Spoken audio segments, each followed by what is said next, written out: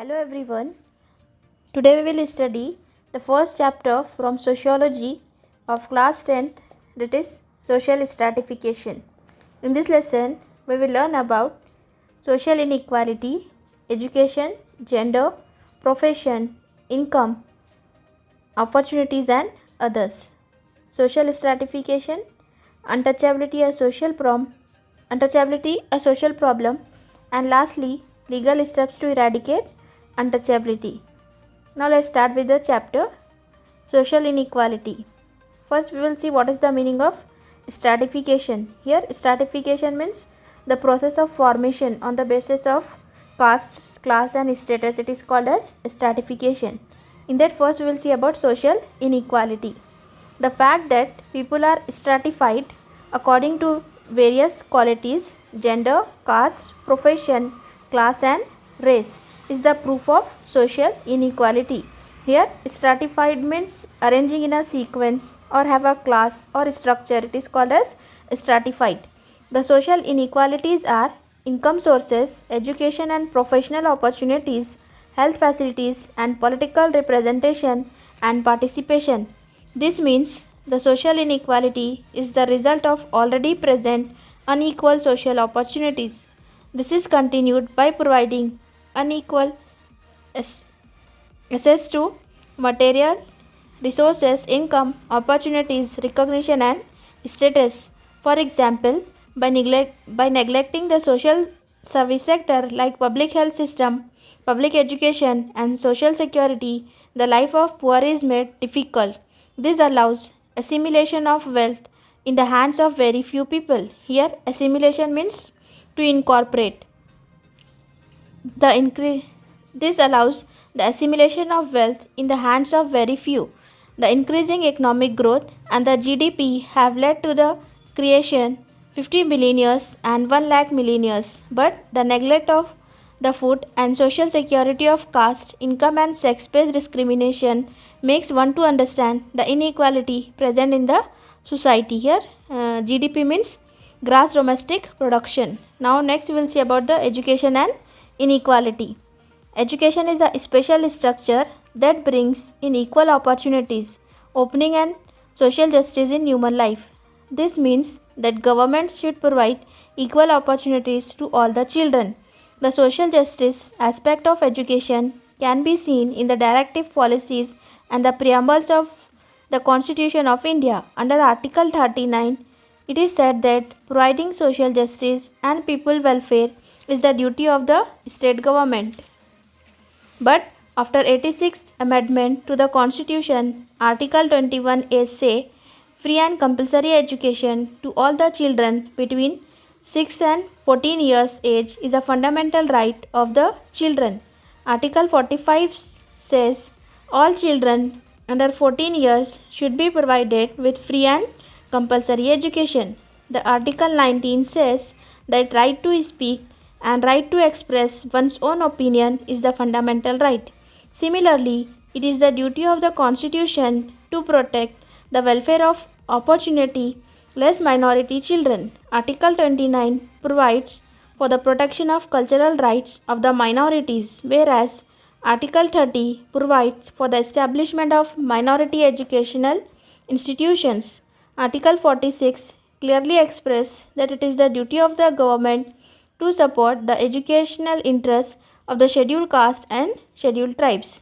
The Supreme Court's decision to understand the right to live of Article 21 from education perspective is an important one. By declaring school education as the basic right, the Supreme Court redefined the efforts to provide school education. Through this decision, it provided a new hope for the children. The Supreme Court of India, in its judgment in the case of Unni Krishna versus Andhra Pradesh, clearly said that the Article 21A getting free and compulsory education by all the children between the age of 6 and 14 years is the fundamental right of the children. In this decision, the court has said that the entire education structure beginning from Anganwadi education to higher education should be seen from holistic perspective. As per this decision, all the citizens of the country have the basic right for education. It is a part of the right to live. But the opportunities for unequal opportunities in education are on rise due to the various legal issues. There is also a rise in inequality due to a differential economic standards in access to education. Still, the efforts to eradicate unequal opportunities in the field of education are with the help of the constitution provisions. Here, in the education and inequalities, two articles are more important. Firstly, it is Article 21A, it gives right to education, and another it is Article 45 is said free and compulsory education should be there for between the age group of 6 to 14 years. Now next it is gender inequality. Let's see how gender inequality, which is one of the various social inequalities, get formed. In reality, our social perspectives are interdependent. It means one person's thoughts are influenced by other thoughts. Such influence on an individual are may be due to the thought of the family members or from the neighbors. Hence, the motivational issues supporting education for a boy or a girl has more in the social sphere of human life. There is an more gender-based inequality in access to school education, food and health facilities. According to the National Family Health Survey for 2015 and 16, in the villages, rural women of Karnataka have a body mass index BMI of 24.3, whereas the urban women of 16.2. This means that the women are lesser BMI. 60.9% of the children between 6 and 56 months have severe anemia. Here anemia means a medical condition in which the capacity of blood to transport oxygen tissues is reduced. It is called as anemia. 45.2% of the pregnant women suffer from anemia. In this scenario, the development should include the food and nutrition security to the women and the children. Through this, one should try to overcome the gender-based discrimination. Now next we will deal with the social stratification. First we will see meaning of stratification. The human society has continued the practice of classifying people as superior, inferior, upper and lower, and assigning different rules and status. This method of dividing people into different strata and then assigning them different rules and status in the society is called as social stratification. Now we will see about the features of social stratification. Firstly, it is social stratification is social in nature. The social stratification is based on social recognition and importance, but not on physical traits.